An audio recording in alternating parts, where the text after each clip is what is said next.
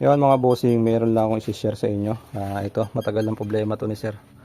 So mga bossing, itong kotse na to ay galing pa sa Ilocos Norte, Ilocos mga bossing.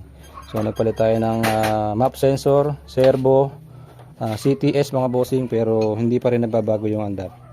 So yan, sir, paki-start nga sir ng engine natin. Start natin engine. Ayan mga bossing. Yan yung matagal niya ng problema. Pero lahat ng pinalitan natin sensor is sira talaga mga boss.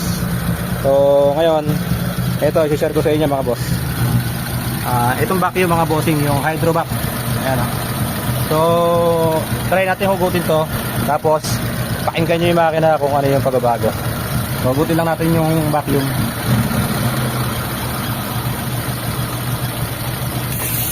Ayan. Ayan mga bossing, nakahugot yung vacuum. Ayan o. Mga bossing, papalitan natin ng palitan natin ng ibang hydrovac. Yeah. Palitan natin ng ibang hydrovac mga boss. Ito, hydrovac. So, talpak natin dito yan.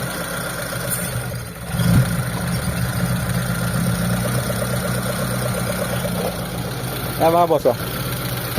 Palitan natin ng bagong hydrovac. Ayan, tinan nyo yung andar. Pumilo na. Wala na yung panginginig niya mga boss.